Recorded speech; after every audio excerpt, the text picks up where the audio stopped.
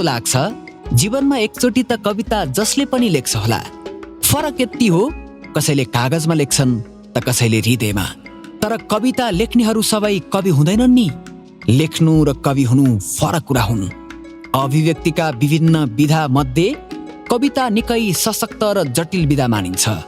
हजारौं हजार शब्दहरूले भन्न नसकिने कुराहरू कविताको एउटा हरफमा अटाउँछ। हजारौं चित्रहरूले बोल्न नसक्ने कुरा कविताको एउटा पंक्तिले बोल्छ। कविता लय हो जो कानको बाटो भएर हृदयसम्म पुग्छ। हजारौं वर्षदेखि लय बोकेर यात्रारत छन्द कविता विभिन्न कालखण्ड पार गर्दै हामी बाँचेको युगसम्म आइपुगेको छ। पातलिँदै गएको छन्द कविताको लयलाई उठाउने र छन्द कविताको शक्तिलाई फैलाउने अघिल्लो पुस्ताका छन्द कविको पंक्तिमा पर्छन् डाक्टर रामप्रसाद गेवाली। हेपिँदै गएको छन्द कविताको परिचयलाई पुनर्जीवन दिने डाक्टर गेवालीले उपन्यासदेखि महाकाव्यसम्म रचना गरे। गीतहरूदेखि दर्जनौं पाठ्यपुस्तकहरू लेखे। तर उनको मन छन्द कविताको मियोमा घुमिरह्यो। उनकै सक्रियतामा विक्रम सम्वत 2054 सालबाट छन्द कविताले गति पायो। उनले कोरेको छन्द कविताको बाटोमा अहिले थुप्रै युवाहरूले आफ्नो परिचय भेटिरहेका छन्। छन्द कविता लेख्नेहरू धेरै छन्, तर छन्द कविता चिनाउने कविहरू निकै कम छन्। त्यही मसिनो पंक्तिमा पर्छन् पछिल्लो पुस्ताका कवि सुदेश सत्याल। उनले वाचन गरेका कविताहरू सामाजिक सञ्जाल हुँदै संसारभर पुगिसकेका छन्। उनको वाचन कला र गलाले कविता कागजबाट उठेर दौडिए झैं लाग्छ। उनका कवितामा प्रयोग भएका बिम्ब र प्रतीकले आम कविता भन्दा फरक महसुस गराइदिन्छ। डाक्टर रामप्रसाद गेवाली नेपाली साहित्यमा सुनिरहने नाम, जो विक्रम सम्वत 2024 सालमा गुल्मीमा जन्मिए। ग्रामीण किसान परिवारमा हुर्केका रामप्रसादको बाल्यकाल आम नेपालीको भन्दा फरक थिएन। कक्षा 5 सम्म उनले गुल्मीमा अध्ययन गरे, तर घरको आर्थिक स्थिति राम्रो थिएन। एक दिन परिवारलाई थाहै नदिई छिमेकीको संगतमा उनी भागेर भारतको हरिद्वार हानिए। मन्दिरमा बस्ने साधुहरूको सेवा गर्दै भाँडा माझ्दै उनले स्नातक तहसम्म हरिद्वारमै अध्ययन गरे। त्यही हरिद्वार थियो जसले उनीभित्र साहित्यिक चेत र कवित्व जोगाइदियो। स्नातक तह अध्ययन पश्चात विक्रम सम्वत 2042 सालमा उनी नेपाल फर्किए र शिक्षण पेसामा आबद्ध भए। केही वर्षको शिक्षणपछि उनी नेपाली भाषा साहित्यमा स्नातकोत्तर अध्ययनका लागि विक्रम सम्वत 2047 सालमा त्रिभुवन विश्वविद्यालयमा भर्ना भए। नेपाली महाकाव्यमा वर्गीयता र वर्ग द्वन्द्वको अभिव्यक्तिमा विद्यावारिधि गरेका डाक्टर गेवाली विक्रम सम्वत 2049 सालका गोल्ड मेडलिस्ट हुन्। विक्रम सम्वत 2042 सालमा हाम्रो कर्तव्य नामक उनको पहिलो कविता हरिद्वारमै छापिएको थियो। त्यसपछि निरन्तर रूपमा उनका दर्जनौं साहित्यिक कृतिहरू सार्वजनिक भइसकेका छन्। समालोचक तथा कवि डाक्टर गेवालीले फुटकर कवितादेखि महाकाव्यसम्म, कथादेखि उपन्याससम्म, गीतदेखि नाटकसम्म अनेकौं कृतिहरू नेपाली वाङ्मय क्षेत्रमा थपिसकेका छन्। गेवाली साहित्य क्षेत्रमा जति सशक्त छन् त्यति नै शिक्षण क्षेत्रमा समर्पित छन्। त्रिभुवन विश्वविद्यालय अन्तर्गतका विभिन्न क्याम्पसहरूमा दर्जनौं वर्षदेखि प्राध्यापन गर्दै आइरहेका गेवालीका करिब 3 दर्जन पाठ्यपुस्तकहरू विद्यालयदेखि विश्वविद्यालय तहमा पठन पाठनका लागि प्रयोग हुँदै आइरहेका छन्। स्नातकोत्तर तहमा सिर्जना पत्रमा महाकाव्य लेख्ने उनी नेपालको पहिलो र एकमात्रै व्यक्ति मानिन्छन्।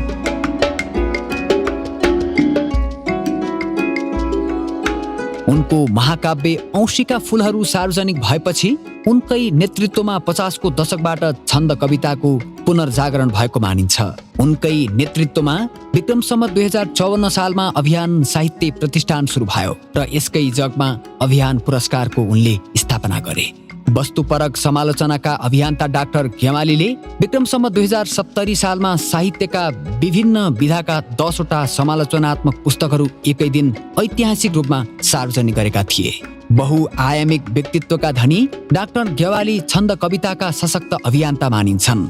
साहित्यका विविध विधामा उनले कलम चलाए तापनि उनका लागि छन्द कविता सधैँ विशेष लाग्छ र लागिरहन्छ।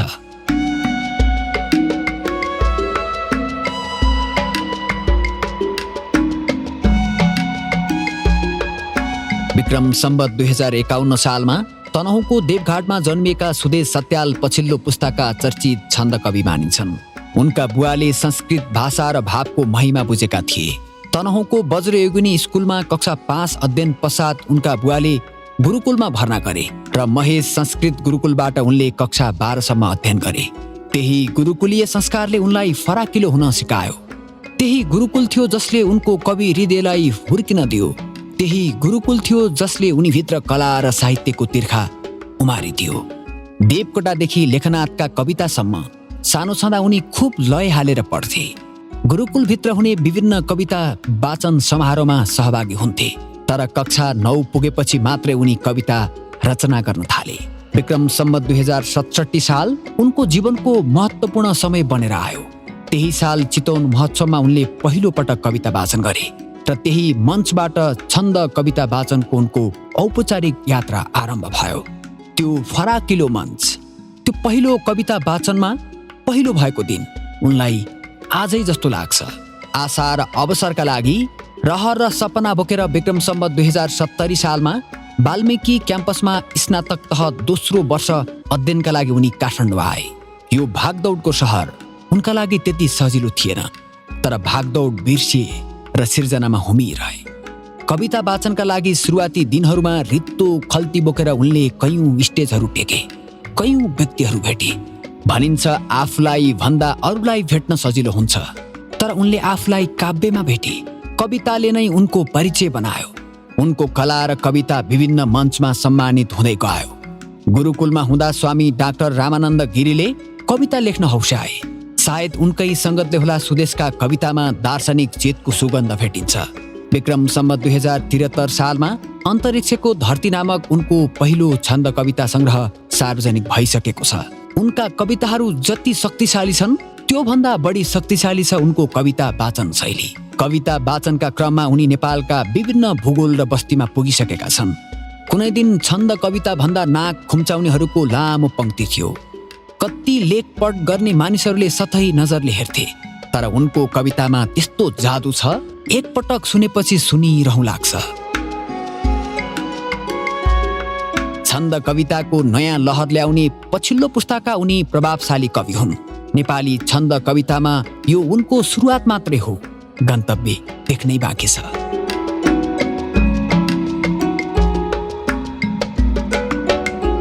छन्द कविता सेलाउँदै गएको बेला छन्द कविताको महिमा बढाउने यी दुई पुस्ताका छन्द कविले एक अर्कालाई के सोध्लान्? छन्द कवितालाई कविता नै होइन भन्नेहरूलाई यी दुई पात्रको जवाफ के होला? अघिल्लो पुस्ताका छन्द कवि तथा छन्द अभियन्ता डाक्टर रामप्रसाद गेवाली र पछिल्लो पुस्ताका लोकप्रिय कवि सुदेश सत्याल बीचको काव्यिक संवाद आजको युगान्तरमा।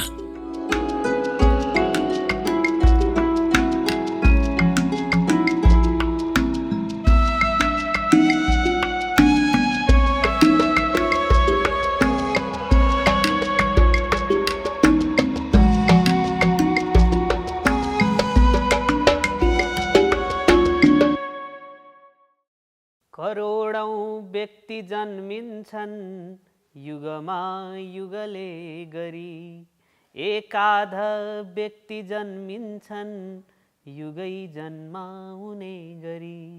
युगले जन्मिने मान्छे युगभित्रै बिलाउँछन्, युग जन्माउने मान्छे युगौं सम्मान पाउँछन्, युग जन्माउने मान्छे युगौं सम्मान पाउँछन्। गेवाली सर, यो कविता छ जुन धेरैले यो कविता कसले लेखेको थाहा पाउँदैनन्, तर पनि वाचन गर्छन्। मैले पनि पहिला वाचन गरेको छु यो कविता होइन। मैले पनि हामीले लाग्छ मलाई कक्षा 12 को एउटा ऐच्छिक नेपाली किताबमा त्यतिखेर पढेको मलाई सम्झना भएअनुसार यो कविता पहिलोचोटि। यो हजुरले जुन यो कविता लेख्नुभयो, यो कविता चाहिँ एउटा सुक्तिमय कविता छ होइन। कवितामा हामी सुक्तिमय कविता भनेको त कविताको एउटा लेख्दै जाने एउटा लेखक चाहिँ परिष्कृत हुँदै गएपछि मात्रै लेखिन्छ सुक्तिमय कविता भनेको होइन। अब यस्तो सुक्तिमय कविता लेख्ने भने 46 सालतिरै यस्तो सुक्तिमय कविता लेखिसक्नु अलि पछि भनौँ होइन, लेखिसक्नु भएछ। यो छन्द कविता प्रतिको रुचि छन्द कविता लेखन चाहिँ यो चाहिँ के कसरी सुरु गर्नुभयो? होइन, म त पहिले हरिद्वारमा बस्दाखेरि सुरु गरेको मैले। मेरो चाहिँ 42-43 सालदेखि लेख्थेँ मैले। अनि त्यो बेलामा त सबभन्दा पहिले कस्तो थियो भन्दाखेरि कविता लेख्ने बडो अनौठो थियो मेरो। भोलि कविता सुनाउने भन्ने कुराकानी भयो होइन। त्यसपछि चाहिँ लेख्छु मजाले भनेर चाहिँ लेखेर अलिअलि लेखेर अनि मलाई के लाग्यो भन्दा क्या गजब लेखेँ। भोलि गएर म यसरी पढ्छु भनेर गएको म केटाकेटी थिएँ होइन। अब पढ्न भनेर उभिएको चाहिँ यति डराएँ कामेँ कि त्यो हातमा लिएको कागज चाहिँ काचाकुचु पारेर कप्पै खाएको अनुभव छ क्या मलाई। पहिलो मेरो कविता चाहिँ मैले आफै खाएको छु। त्यसपछि चाहिँ अरूले होइन तेरो कविता राम्रै थियो फेरि लेख भन्न थालेपछि लेख्न थालेको हुँ। छन्दप्रति त यसो मेरो संस्कार पनि अब संस्कृतबाट आयो होइन। बाबुमा पनि बुवा चाहिँ मजाले भागवतहरू पढ्नुहुन्थ्यो। अनि स्कुलमा पढ्दाखेरि गुरुहरूले पनि छन्दकै कविताहरू पढ्नुहुन्थ्यो। किताबहरूमा पनि छन्दकै कविताहरू हुन्थे होइन। त्यसो भएको हुनाले संस्कारकै तहबाट आएको, रुचि त्यहीबाट जन्मेर आयो। अब फेरि छन्द भने त के हो भन्दाखेरि छन्द त एउटा लय हो नि त। चराको चिरबिरमा पनि छन्द छ, नदीको कलकलमा पनि छन्द छ, हावाको सरसरमा पनि छन्द छ होइन। यो अब बाहिर तपाईँ यसो हेर्नु कस्तो मजाको हरियाली छ, त्यो पनि आफ्नै किसिमको एउटा के हो त छन्द हो होइन। त्यसो भएको हुनाले छन्द बिना त संसारमा केही पनि छैन नि। त्यो कारणले गर्दाखेरि चाहिँ छन्दपट्टिको रुचि जागेर आएको। त्यो हजुरले जुन समयमा छन्द कविता लेख्नुभयो, लेख्दै हुनुहुन्थ्यो, सुरु गर्नुभयो, त्यो अवस्थामा छन्द कविता लेख्नेहरूको अवस्था कस्तो थियो होइन? छन्द कविहरूलाई कसरी हेरिन्थ्यो? बिजोग थियो। खास गरी 17 सालदेखि होइन 2017 सालदेखि 2046 सालको बिचमा छन्द कविता त लगभग सुस्ताएको सुतेको होइन। कसैले गएर छन्दमा पढ्नु पऱ्यो भन्ने मान्छेले उडाउने, छन्दी आयो भन्ने होइन छन्द कविता पढ्ने मान्छेलाई। त्यसो भएको हुनाले छन्दमा पढ्ने मान्छेले पनि छन्दमा लयमा नपढेर गद्यमा पढे जस्तै पढ्थे होइन। गाह्रो थियो। तर चाहिँ मलाई के लाग्यो भन्दाखेरि कण्ठ हुने त छन्द हो होइन। स्मृतिमा बस्ने त छन्द हो। गीतहरूले कस्तो मन छुन्छन्, मिठो भाकामा पढ्यो भनेदेखि चाहिँ कतिको मान्छेलाई तान्छ। त्यसो भएको हुनाले छन्दमा लेख्नुपर्छ भन्ने लागेर सुरुमा चाहिँ जानी नजानिकन मैले त सबभन्दा पहिलो छन्द कविता चाहिँ 2042 सालमा लेखेको हुँ होइन। हजुर। अनि मैले पढ्दाखेरि मान्छेले राम्रै लेख्दो रहेछ भने रुचि जाग्यो। एक दुई ठाउँमा पढिसकेपछि बोलाउनेले पनि यसले छन्दमा कविता लेख्छ भनेर बोलाउन थाले। अनि त्यो हुँदै जाँदाखेरि सुरुमा चाहिँ अभियान चलाउनका निम्ति छन्द लेखेको होइन, हजुर, रहरले रुचिले होइन लेखेको हो। तर पछि गएर चाहिँ नाम कसरी कमाउने होला भन्ने पनि भयो। अब तपाईँलाई त अहिले तपाईँ कविता लेखिरहनु भएको छ, कुदिरहनु भएको छ, कन्सर्ट गरिरहनु भएको छ के होइन, एउटा सेलिब्रेटी बन्नु भएको छ नि तपाईँ। सुरुमा लेख्ने बेलामा त यति ठुलो हुँला यस्तो जानुला भनेर लेख्नु भएको त होइन। तर हुँदै गएपछि तपाईँलाई चाहिँ मान्छेले बोलाउन थाले, मान्न थाले, प्रशंसा गर्न थाले, ताली ठोक्न थाले, ओहो म त केही भएछु क्या भन्ने तपाईँलाई लाग्न थाल्यो होइन। त्यसै गरी मलाई पनि सुरुमा त्यो जोस जाँगर चलेर मैले लेख्न थालेको हुँ। र सङ्कट थियो। हामीले चाहिँ 50 साल पछाडि त अभियानै चलायौँ नि त हजुर छन्दको। त्यसरी चाहिँ आयो। यो जुन हाम्रो अभियान चाहिँ छन्द कविता होइन, त्यसको अभियान अब अहिले त आजसम्म आइपुग्दा त धेरै फराकिलो भयो। त्यो अभियान चाहिँ खास किन चलाउनुपर्छ जस्तो लाग्यो होइन? जस्तो अब हाम्रो 46 साल भन्दा अगाडि त हाम्रा त्यतिखेरका जुन हामीले छन्द कविता भनेर मानेका मानक कविहरूले त्यसरी अभियान चलाएको त हामी खासै थाहा पाउँदैनौँ। उहाँहरूको त सबैभन्दा ठुलो अभियान भनेको सिर्जना नै ठुलो अभियान भयो त्यतिखेर। तर अहिले चाहिँ यो सृजनशीलता मात्रै होइन, लेखेर मात्रै पनि हुँदैन, अभियानै चलाउनुपर्छ भन्ने किसिमको त्यस्तो कसरी आयो? त्यो के हो भन्दा नि तपाईँले विश्वमा यो अलिकति गम्भीरै प्रश्न गर्नुभयो। तपाईँले नेपाली कविताको पहिचान केमा छ भनेर खोज्नुभयो भने गद्य लयमा लेखेका कविताहरू त नेपालीपनका भन्दा पनि यो तपाईँ पाश्चात्य साहित्यको पनबाट आएका हुन् होइन। नेपाली संस्कृति, नेपाली संस्कार, त्यो पँधेरामा जाँदाखेरि पनि गुनगुनाउने नेपाली चेलीहरूको चिजहरू भए, घाँस काट्ने बेलामा पनि खिलोगहरू पर्ने नेपालको पन भयो। नेपालीको मुटु चाहिँ छन्दमा आउँछ क्या बढी उर्लेर। त्यसो भएको हुनाले त्यो सङ्गीतमय समाज हो क्या नेपाली त इन्द्रधनुमय समाज छ नेपाली। जनजातिका हिसाबले, धर्मका हिसाबले, परम्पराका हिसाबले, भूगोलको हिसाबले, हाम्रा रुचिहरूका हिसाबले, नाचगानका हिसाबले नेपाल त के छ एकदम इन्द्रधनुमय छ नि, छन्दमय छ नि त। त्यस कारणले गर्दा पहिलो कुरो त छन्दमा नै नेपाली कविताको पहिचान संसारमा जान्छ। अरूको जस्तै गीतमा जानुभयो भने तपाईँ अमेरिकातिर गएर सारङ्गी नबजाएर चाहिँ यो गिटारहरू बजाउनु भयो भने तपाईँले भन्दा राम्रो गिटार उनीहरूले बजाउँछन् नि, त्यसमा तपाईँको के नयाँ भन्छ? सारङ्गी बजाउनु भयो भने उनीहरूले ओहो यो नेपाली रहेछ भन्छन् नि।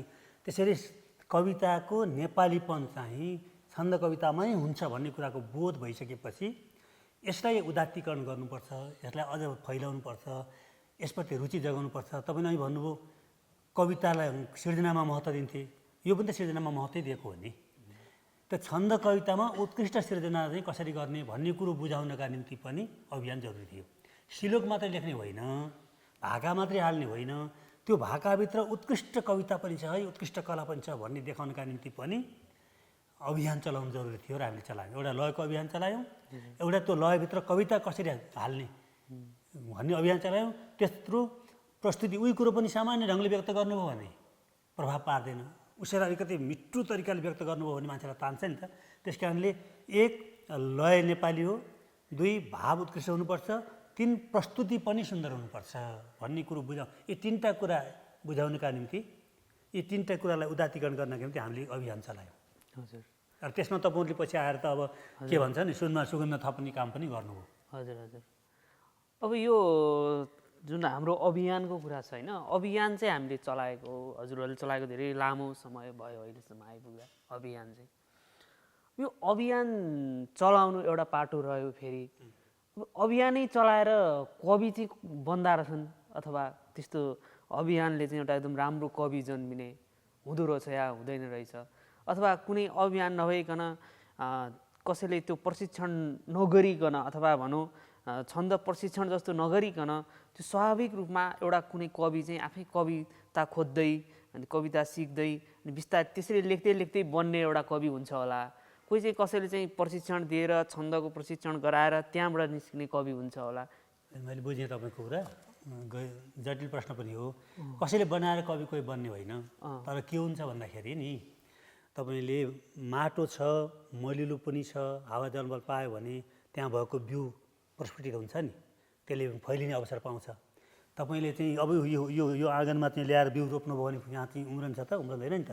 त्यस कारणले मौका एउटा प्रतिभा हो, भित्रबाट मूल फुटेर आउनु पर्यो। दोस्रो त्यो मूल फुटेर आएकोले बाटो पनि पाउनु पर्यो, अवसर पाउनु पर्यो, फैलिने ठाउँहरू पाउनु पर्यो नि त। ठुला ठुला प्रतिभाहरू समाप्त भएर गएका छन् नि त ठाउँ नपाउँदा। त्यो यो अभियान चाहिँ कसैलाई विशेष कवि बनाउनलाई बनाइएको अभियान होइन। भएको प्रतिभाले झाँगिने अवसर पाउनुपर्छ र त्यसलाई चाहिँ थेग्ने मान्छेहरू, सहायता दिने मान्छेहरू पनि चाहिन्छ भन्ने किसिमले चाहिँ ल्याएको हो नि त्यो त। त्यसैले कोही व्यक्ति कसैले सिकाउँदैमा कवि बन्ने भएदेखि त कति कवि बनिसक्ने मान्छेहरू छैनन् नि त। सिक्दै नसिकन पनि राम्रो कविहरू पनि छन् होइन। लोक गायकहरूलाई हेर्नु न, कसले प्रशिक्षण दिएको छ, कसले पिएचडी गराएको छ, कस्तो आफसे आफ दोहोरी गीत कसरी गाउँछन् उनीहरूले, भित्रैबाट मूल फुटेर आउँछन्। त्यसो भएको हुनाले प्रतिभा महत्त्वपूर्ण कुरा होस्। पहिलो कुरो त प्रतिभा नै हो, तर दोस्रो कुरो चाहिँ अवसर पनि हो, र यो अभियानले चाहिँ अवसर दिन्छ। हुन्छ ल, म एउटा मेरो यो समयको भविष्य भन्ने कविताको अलिकति सुनाउँछु।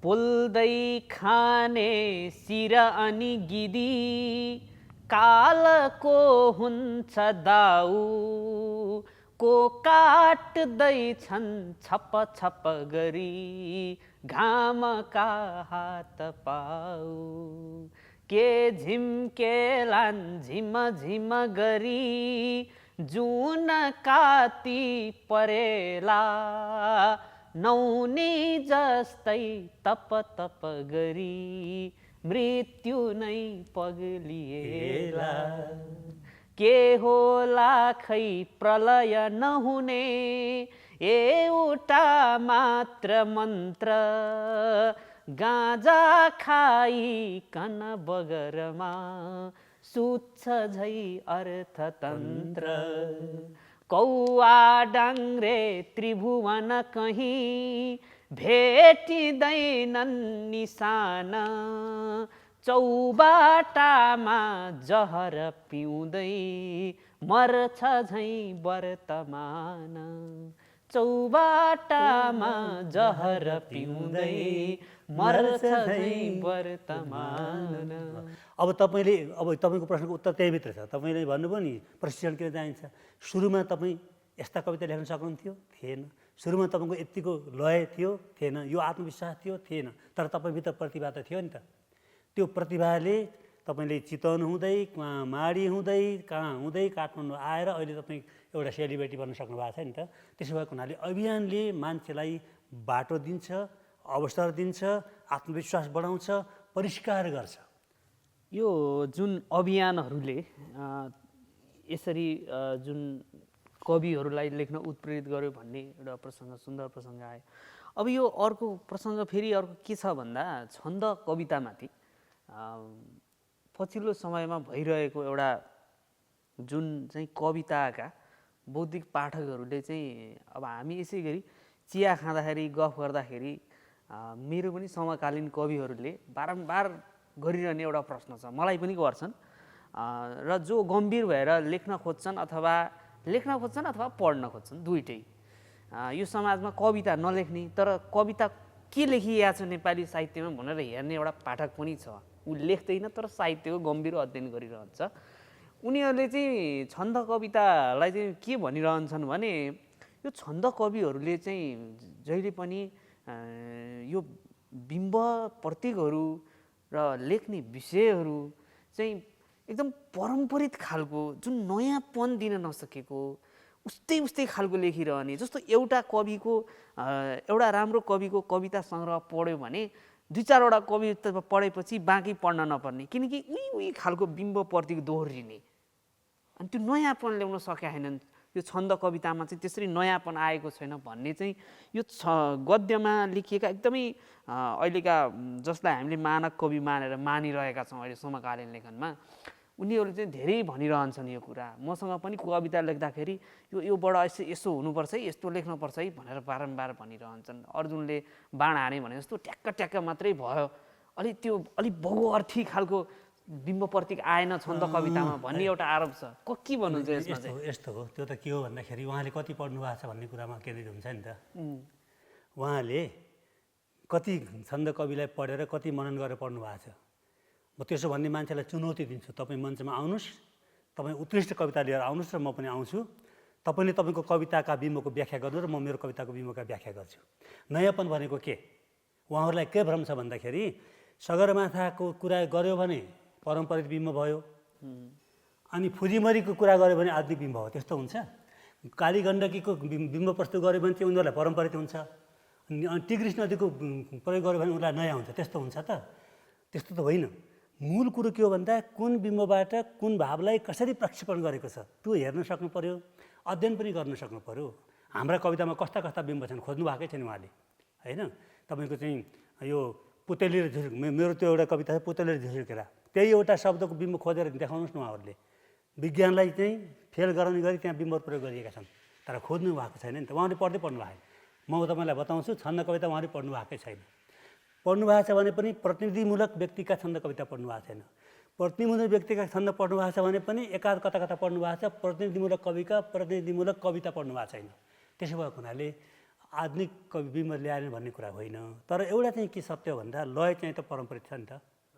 तपाईँ जसरी गद्य कवितामा चाहिँ धेरै घुम्न सक्नुहुन्छ, फनपन्ती भुमरी चाहिँ त्यो बाङ्गा टिङ्गा टेढा नदी हिँडे चाहिँ हिँड्न सक्नुहुन्छ, त्यसरी छन्दमा त सक्नुहुन्न। किन सक्नुहुन्न भन्दा छन्दमा त एउटा फर्म्याट हुन्छ नि त, फर्म्याटमा बसेर लेख्नु पऱ्यो। त्यसले गर्दाखेरि हामीलाई सीमा पनि छ, होइन? तर कविताले त छन्द कवि उनीहरूले प्रस्तुत गरेका कविताभन्दा छन्द कविता कति माथि छन् भन्ने कुरो म एउटा श्लोक पढ्छु तपाईँलाई। त्योभन्दा माथि बनाएर एउटाले कविता लेखेर देखाओस् मलाई भावको। म एउटा श्लोक मात्रै पढ्छु, त्योभन्दा माथि तहको श्लोक पढेर देखाओ, एउटा कविता लेखेर देखाओस्। 4 पङ्क्तिभित्र कति कुरा छ।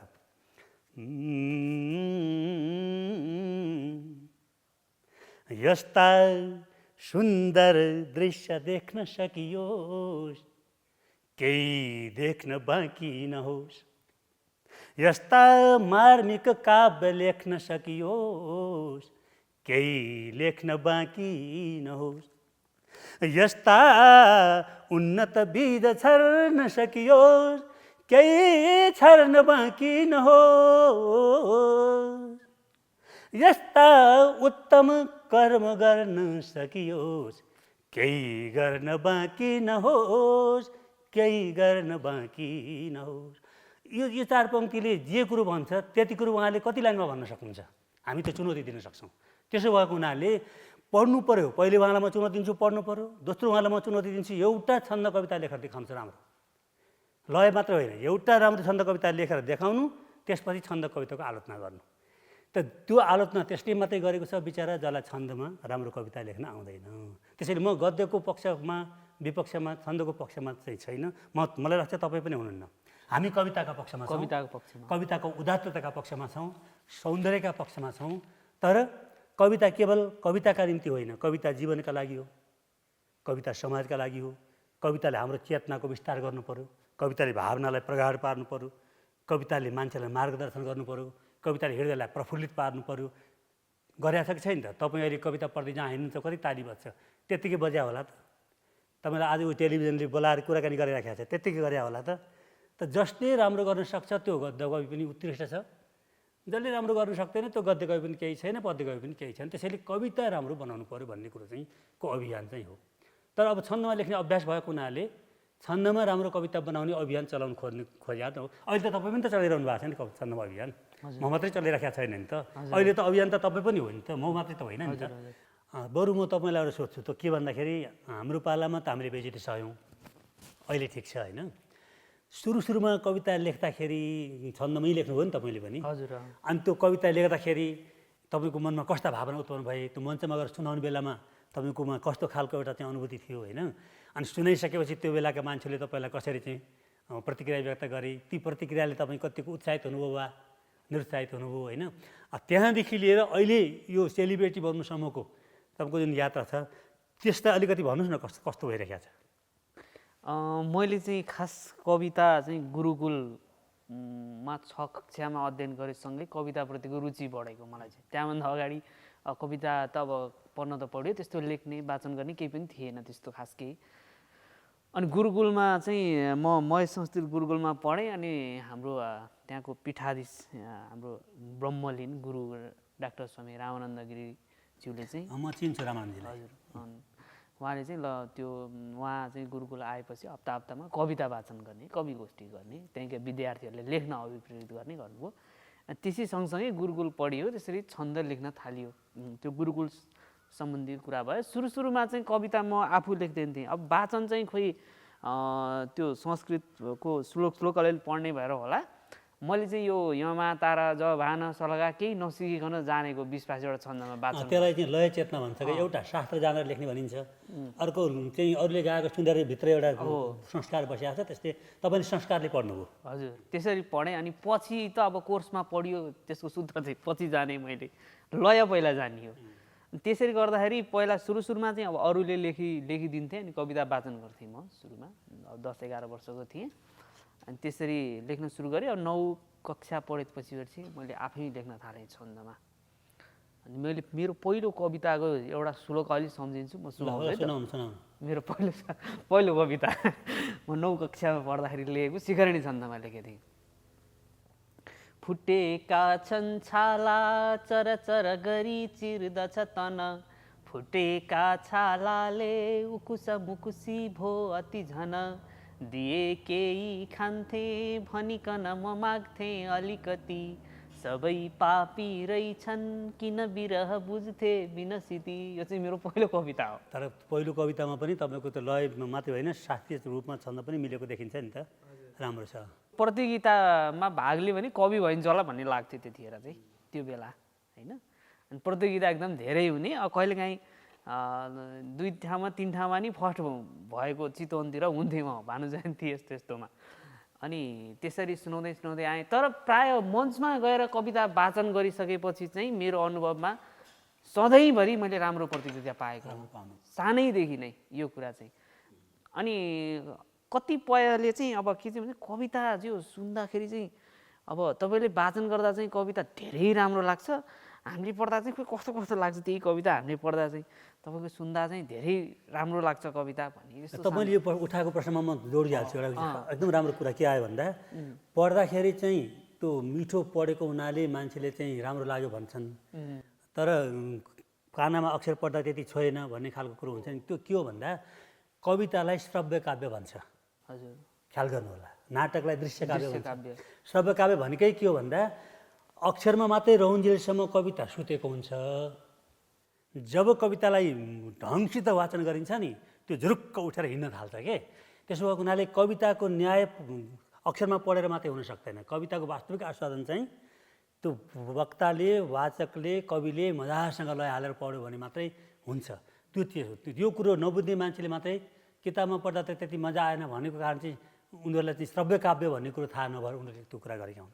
त्यो अनि त्यस्तो गुनासो गर्नेहरूले मेरो मूल्याङ्कन भएन, यस्तो भएन, उस्तो भएन भनिरहेको छ नि, होइन? तपाईँलाई पनि त्यसो भनिराख्या होला नि। मैले कति लेखेँ, खै मेरो बारेमा कसैले लेखिदिन्न, समालोचना तपाईँले लेख्दैन, दिक्क लाग्छ। म तिनीहरूलाई भन्न चाहन्छु, एउटा पङ्क्तिमा भनिहाल्छु ल। यो हाम्रो कुरा सुनिरहनुभएका साथीहरूलाई पनि म भन्छु, कविता लेखिरहनु भएको छ, उपन्यास लेख्नु भएको छ, केही लेखिरहनु भएको छ भने कसैले प्रशंसा गरेको कि गरेन मतलब नगर्नुहोस्, चर्चा भएको भएन मतलब नगर्नुहोस्, होइन? मिडियामा आए कि आएन मतलब नगर्नुहोस्। तपाईँले चाहिँ लेख्न नछोड्नुहोस्। किन भन्दा आँखाले सुन्दरै खोज्छ, दृश्य सुन्दर होस् नहोस्। आँखाले सुन्दरै खोज्छ, दृश्य सुन्दर होस् नहोस्। मनले सुन्दरै रोज्छ, वस्तु सुन्दर होस् नहोस्। मान्छेले पाउनै खोज्छ, पाइयोस् कि नपाइयोस्। स्रष्टाले गीत रच्ने हो, गाइयोस् कि नगाइयोस्। स्रष्टाले गीत रच्ने हो, गाइयोस् कि नगाइयोस्। त्यसैले लेख्न छोड्ने होइन, सृष्टि गर्न छोड्ने होइन। मान पाइयो कि पाइएन, पुरस्कार पाइयो कि पाइएन, चर्चा भयो कि भएन, त्यस्तो केही पनि मतलब छैन।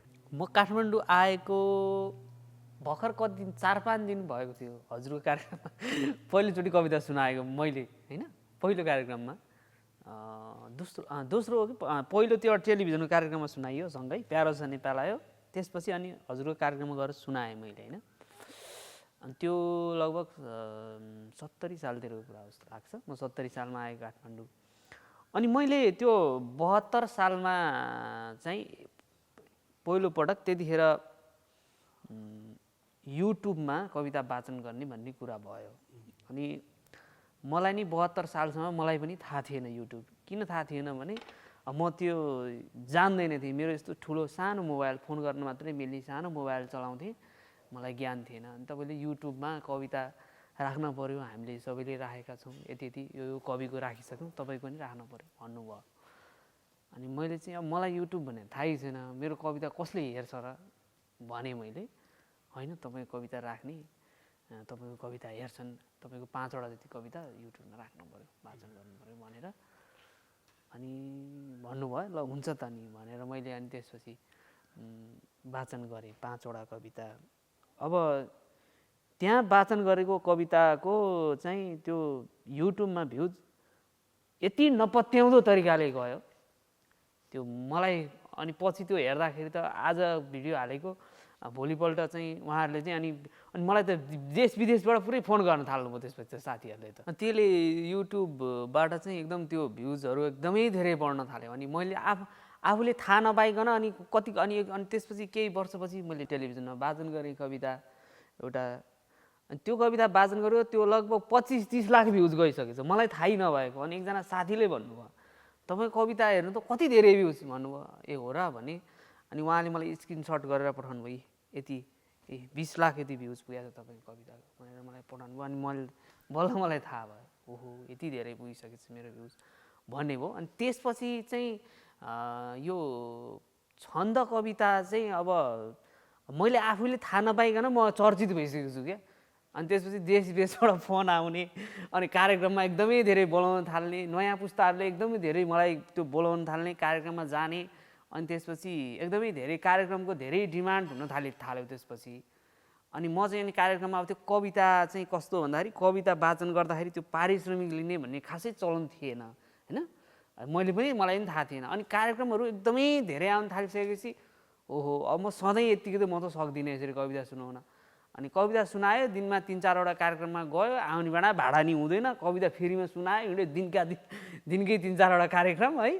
अनि 1-2 पटक चाहिँ त्यो 3 ठाउँमा कार्यक्रममा गएर सकिँदा लास्टमा मसँग भाडा पनि भएन। अनि हिँड्दै गएँ कीर्तिपुर, 72 सालतिरको कुरा हो यो, 72को अन्त्यतिर। अनि त्यसपछि अब कविता सुनाउनु हिँड्न चाहिँ अब यत्तिकै कविता सुनाएर चाहिँ हुँदैन, यसको पनि केही मूल्य लिनुपर्छ भन्ने मेरो मनमा आयो। अनि त्यसपछि त्यसरी अघि बढेँ, त्यसरी पनि कार्यक्रमहरूमा बोलाउन अनि थालेँ। ठिकै छ, राम्रो छ, व्यावसायिक हुन सक्नु राम्रो पनि हो। त्यसरी तर के भन्दा कतिले प्रश्न गर्छन्, कहिलेकाहीँ मसित पनि त्यस्तो कुरा हुन्छ, कविता लेखेर के हुन्छ, गीत लेखेर के हुन्छ, तपाईँ के पाउनुहुन्छ? अनि म जवाब के दिन्छु भन्दाखेरि 3-4 कुरा हुन्छ। एउटा, कविता लेखेर आत्मसन्तुष्टि हुन्छ।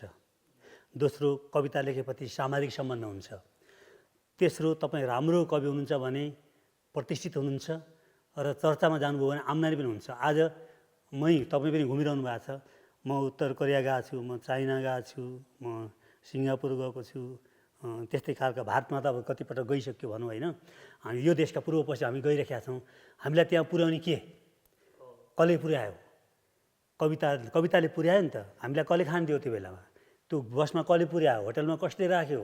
सम्मान कसले दिला? त्यसो भएको हुनाले यो धैर्य गर्न नसक्नेहरू आत्तिएर सृजनाबाट टाढा हुन्छन्। क्षमता पनि भएका, धैर्य पनि भएका होइन, प्रतिभा पनि भएका, गर्न पनि सक्ने मान्छेहरूले चाहिँ जुनसुकै क्षेत्रबाट आफूलाई उठाइसकेका छन् होइन। अब तर मेरो एउटा तपाईँप्रति जिज्ञासा के छ भन्दाखेरि, नयाँ पुस्तासित त मेरो गुनासो त मेरो छैन, किन भन्दाखेरि समाजमा सबै खालका कुरा हुन्छन्। तर म नयाँ पुस्तामा एउटा के देख्छु भन्दाखेरि आत्मकेन्द्री हुटुटी देख्छु सृजनामा पनि।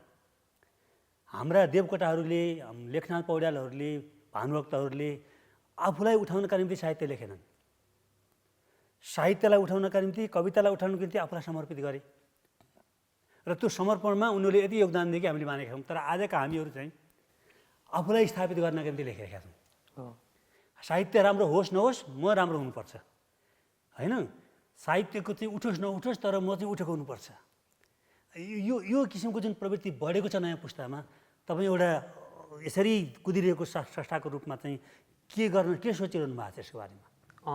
यो पछिल्लो समयमा चाहिँ सबैभन्दा के भन्दाखेरि अब अहिले त बढ्यो कसरी भने, जस्तो म भर्खरै युट्युबमा आउने बेलामा 72 सालतिरको कुरा गर्दाखेरि हामी युट्युबमा धेरै भ्युज हुने कवि छँदै थिएनन्। नवराजी अनि म लगभग त्यो कवि युट्युबमा कविता भन्ने थिएन, छन् चाहिँ थियो थोरै 50-100 भ्युज नै, हाम्रो लाख भ्युज भएको हुन्थ्यो अनि धेरै हामीलाई हेरिने। अनि अहिले पछिल्लो समयमा बढ्यो के भने यो सामाजिक सञ्जाल, अहिले सबैभन्दा बढी सामाजिक सञ्जालमा मात्रै केन्द्रित हुने, त्यसले गर्दाखेरि चाहिँ त्यो अहिले चाहिँ अत्यन्तै धेरै बढेर गएको छ। यसरी जस्तो युट्युबमा गएर खोज्ने हो भने पनि त्यो धेरै भ्युज भएका, लाखौँ लाख भ्युज भएका कविहरू यति धेरै भयो अहिले होइन। अनि नयाँ पुस्ता चाहिँ के गर्दछ त भन्दा, मैले पनि यो नयाँ पुस्ताहरूसँग गर्दाखेरि भन्छु, अनि त्यसपछि उहाँहरूलाई कवि भन्ने कुरा चाहिँ युट्युबमा जो आए त्यही मात्रै हुन् भन्ने थाहा छ। कविता भन्ने कुरा त्यो मात्रै थाहा छ।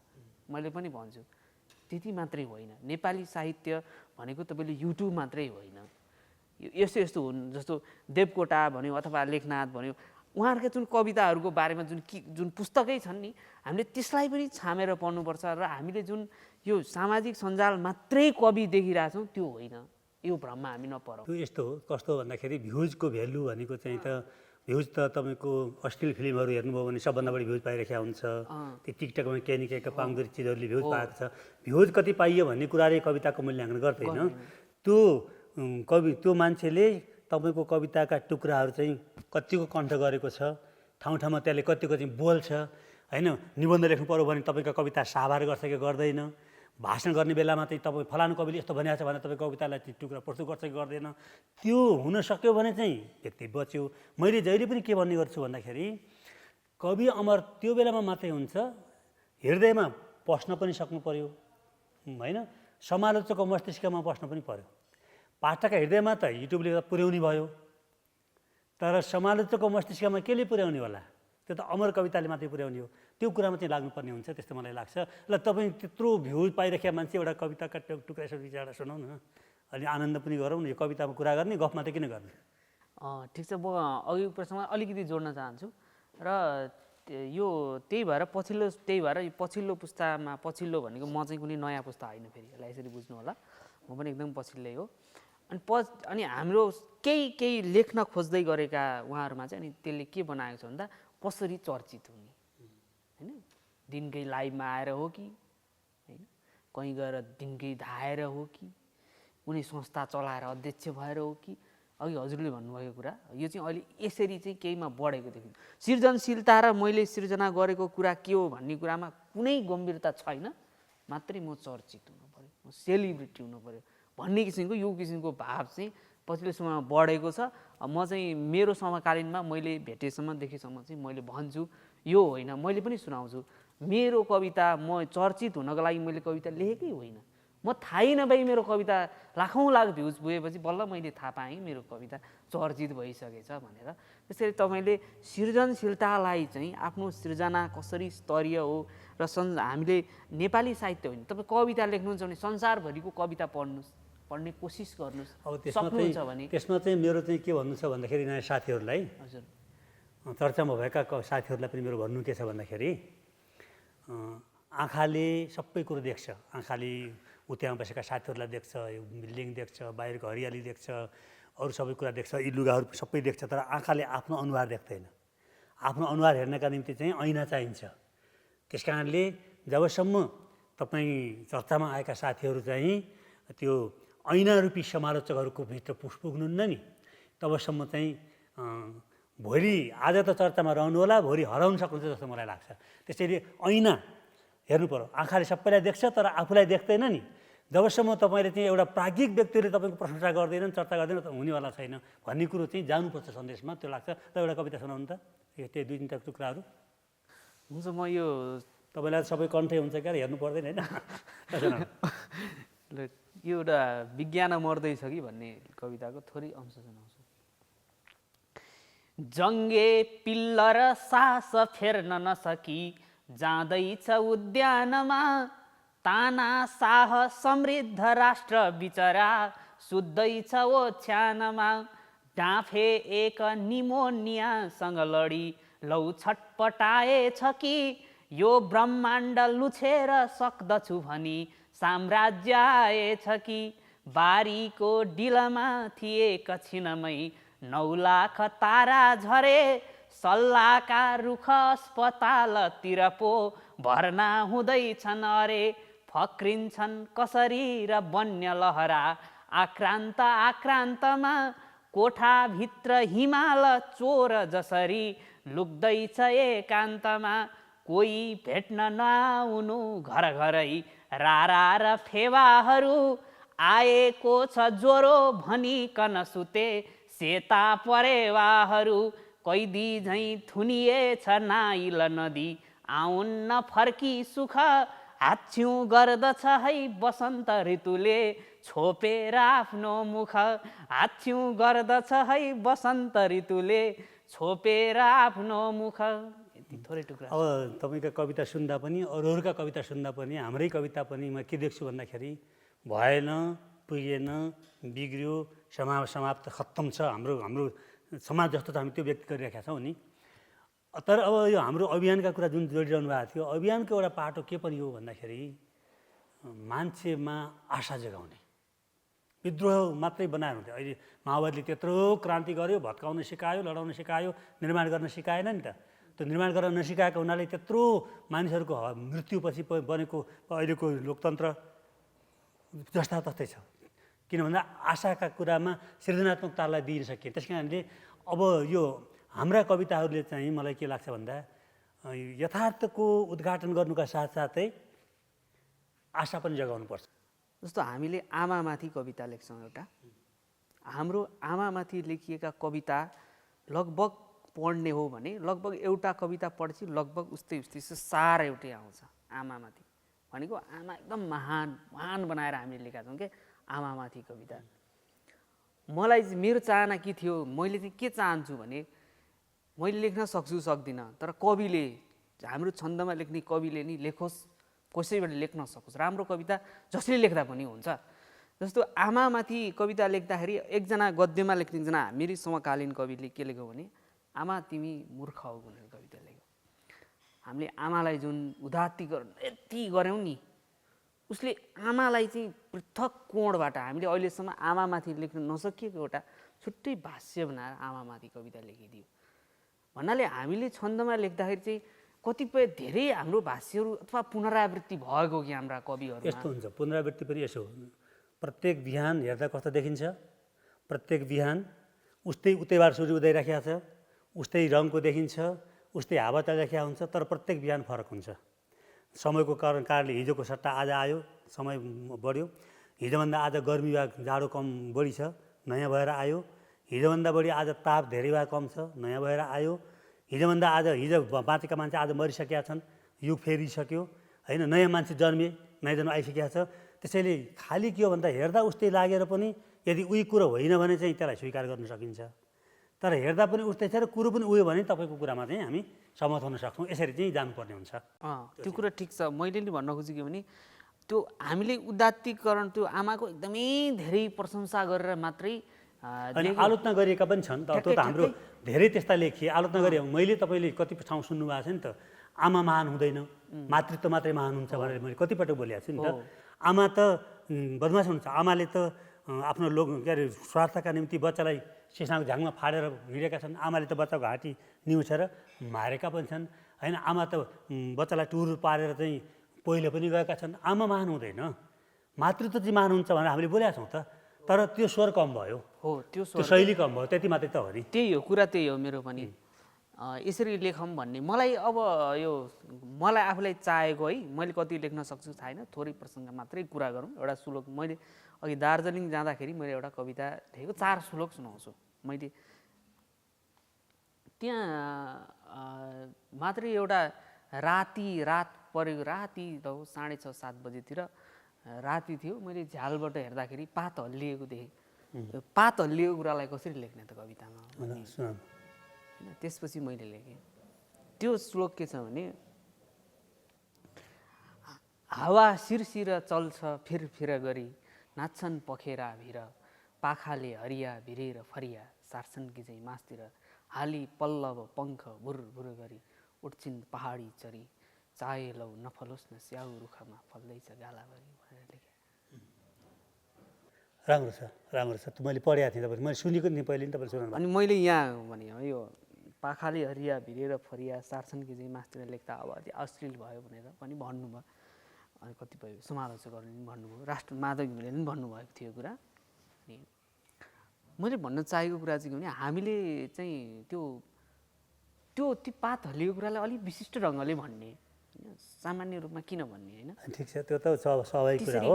अब यसो गर्नुपर्छ, कस्तो भन्दाखेरि यसरी मैले लेख्न खोजेँ। अनि म चाहिँ के चाहन्छु भने, कविता पढ्दाखेरि चाहिँ त्यो छन्दमा लेखिएका कविताहरू पनि हरेक कविको पढ्दाखेरि त्यस्तो खालको केही पहिचान आउने ठ्याक्क कविताहरू होस् कि पढ्दाखेरि होइन। नाम छोपेर यो को व्यक्ति हो होइन, ठ्याक्क नाम छोप्यो भने ठ्याक्क कविता पढ्दाखेरि ओहो हो नि त, कस्तो लेखेको है, यसले एकदम पृथक ढङ्गबाट लेख्न खोजेछ भन्ने किसिमको त्यस्तो खालको कविताहरू चाहिँ छन्दमा लेखियोस् भन्ने। छन्, लेखिएका छन्, त्यस्तो हो, धेरै लेखिएनन्, हो कम लेखियो होला नि, तर त्यस्ता छन्। मैले चाहिँ अघि त्यही एउटा श्लोक सुनाउँदै थिएँ, त्यही नै हो होइन। म ल गाह्रो छ मान्छे हुन भन्ने कविता पढ्नु। गाह्रो छ मान्छे हुन, जान्ने अर्जुन हो भनिकन सधैँ, गीता पढाएपछि सुब्बा बन्द छ एकलव्य कसरी, औँला चढाएपछि द्रोणाचार्य पढाउँदैछ महँगो पैसाली ट्युसन, सक्छौ मास्टर बन्न डस्टरहरू, गाह्रो छ मान्छे हुन, जन्मेदेखि सधैँ टुँडाल जसरी, पायो कसैले जुनी, ती ठुला दरबार नै लुकिरहे छोटा लुगाको मुनि, सत्य नछुट्टिने भइसक्यो हे खोपडी हो सुन, मान्छे भइकन जन्मिए पनि यहाँ गाह्रो छ मान्छे हुन, धब्बाको गहना भिरिकन सधैँ चम्के असत्यहरू, थाके दानवै जलाइरहँदा ती दाग बत्तीहरू,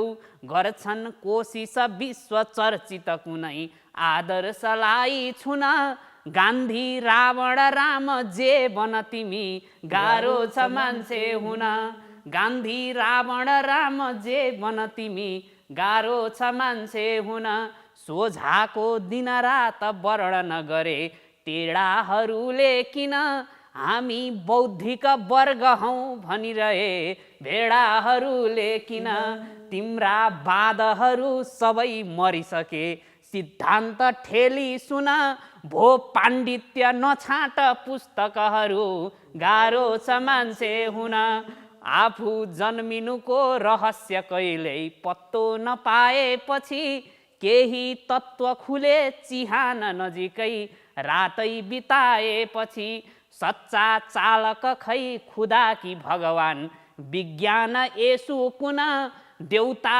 बन्न उपाय छन् सय थरी गाह्रो छ मान्छे हुन थोत्रा प्लास्टिकका अमूल्य रचना पर्छन् थलाका थला सिक्दैछन् कविबाट सज्जनहरू चोरेर लेख्ने कला अड्कन्थे जब दाल भात डुकुमा ती देव कोटा सुन यो भन्दा कवि बन्न हो कि सजिलो गाह्रो छ मान्छे हुन यो भन्दा कवि बन्न हो कि सजिलो गाह्रो छ मान्छे हुन। राम्रो छ, एकदम राम्रो छ। मान्छे हुन चाहिँ गाह्रो छ। किन गाह्रो छ मान्छे हुन भन्दा मान्छे हुनका निम्ति त त्याग चाहियो, बलिदान चाहियो, समर्पण चाहियो, अरूका निम्ति काम गर्नु पर्यो, आफूमा केन्द्रित हुनु भएन, त्यो हो नि त होइन। मान्छे बन्नका निम्ति मानवीय गुणहरूको उदात्तीकरण जरुरी छ। त्यो उदात्तीकरण गर्नका निम्ति चाहिँ त सजिलो छैन। अनि अहिलेको मान्छेलाई हतार छ सबैको, नाम छिटो कमाउनु परेको छ, पैसा छिटो कमाउनु परेको छ, थोरै परिश्रम गरेर धेरै चाहिँ चिज बन्नुपर्ने भएको छ होइन। त्यसो गाह्रो छ, ठिकै हो। सरको एउटा कविता सुनाऊ अब। होइन, म छन्दलाई म केवल शास्त्रीय छन्द मात्रै ठान्दिनँ। हजुर, छन्द भनेको चाहिँ त मुक्त लय पनि हो, अर्को लय पनि हो, गीत पनि छन्द। म एउटा गीत सुनाउँछु। कस्तो भन्दाखेरि जब यो देशलाई आन्दोलन भइसकेपछि जब गणतन्त्र आयो, जातिको नाममा, धर्मको नाममा, लिङ्गको नाममा यति धेरै विद्वेष, यति धेरै हुँदाहुँदै बाहुनलाई काट्नुपर्छ, क्षेत्रलाई हटाउनुपर्छ, यो हुनुपर्छ, पहाडीलाई मार्नुपर्छ, यस्ता चिज आइसकेपछि चित्त नबुझेर मैले एउटा लेखेको कविता गीत छ। त्यो गीत चाहिँ म सुनाउन चाहन्छु। म त देश हुँ भन्ने शीर्षक हो। म त देशको अखिलेश हुँ, अभिलेख हुँ, अमलेख हुँ। श्रोताहरू, यसमा 3टा शब्द छन्, ख्याल गर्नु होला। अखिलेश भनेको सबभन्दा शक्तिशाली संसारको, अभिलेख भनेको इतिहास, परम्परा, संस्कृति सबै, र अमलेख भनेको चाहिँ स्वतन्त्रता, गणतन्त्र सबै हो। त म त देशको अखिलेश हुँ, अभिलेख हुँ, अमलेख हुँ, म हिमाल हुँ, म पहाड हुँ, म मधेश हुँ, म त देश हुँ, म त देश हुँ। जहाँ जन्मे सास फेरे, जहाँ जन्मे सास फेरे, जहाँ टेकी खडा भएँ, जहाँ खेले पढे लेखे, जहाँ हुर्की बडो भई, त्यही भूमिको, त्यही पानीको, त्यही वायुको परिवेश हुँ। म हिमाल हुँ, म पहाड हुँ, म मधेश हुँ, म त देश हुँ, म त देश हुँ। भोक लाग्यो भनेर आमालाई खान चाहिँ मिल्दैन। यो देश पनि आमा हो नि त। भोक लाग्यो भनी आमा काटी खानु हुन्न हेर, मान्छे भन्दा, देश भन्दा, जात माथि हुन्न हेर। न म जात हुँ, न म धर्म हुँ, न म लिङ्ग हुँ, म विशेष हुँ। न म जात हूँ, न म धर्म हूँ, न म लिङ्ग हूँ, म विशेष हूँ। म हिमाल हूँ, म पहाड हूँ, म मधेश हूँ, म त देश हूँ, म त देश हूँ। मान्छेहरू भन्छन् देश बिग्रियो, भत्क्यो, सकियो। हाम्रा कविता त्यस्तै छन्, अनि चर्चा पनि भएन। तर देश सकिएको छैन, मान्छे छन्। त्यही भएर मैले अन्तिम स्ट्यान्जा के लेखेँ भन्दा, जहाँ हुन्छन् देशभक्त, जहाँ हुन्छन् देशभक्त, देश मर्दैन है त्यहाँ, हार्न सक्दैन यो राष्ट्र, म जिउँदैछु अझै यहाँ।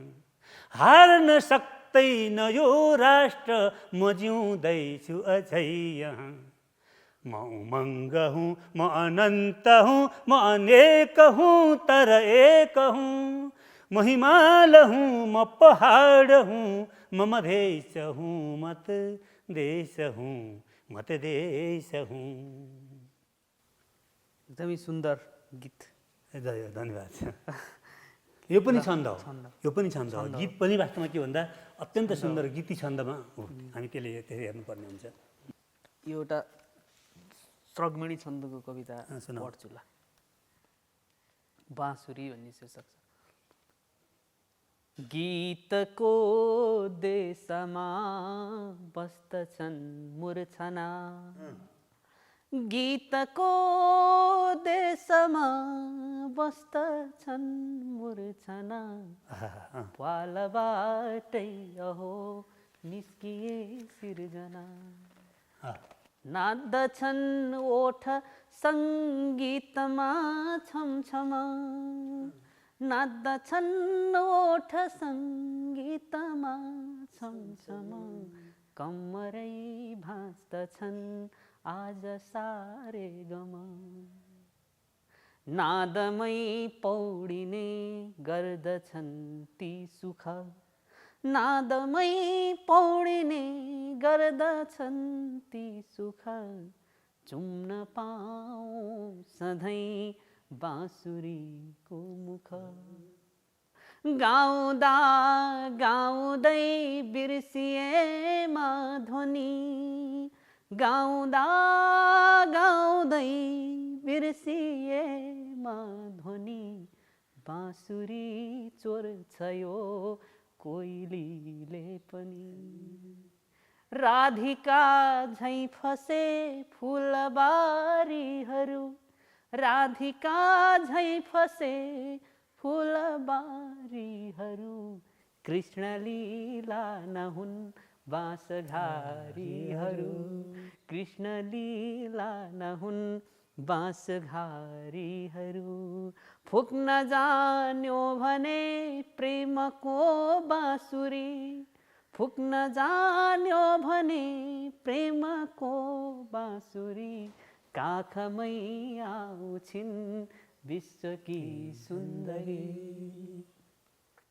रागमै झुल्दछन् दैत्य वा देवता, रागमै झुल्दछन् दैत्य वा देवता, बाँसको पुत्र हो बाँसुरी एउटा, यो कतै हो हुरी यो कतै माहुरी, यो कतै हो हुरी यो कतै माहुरी, बज्न पाओ सधैँ मोक्षको बाँसुरी, बज्न पाओ सधैँ मोक्षको बाँसुरी।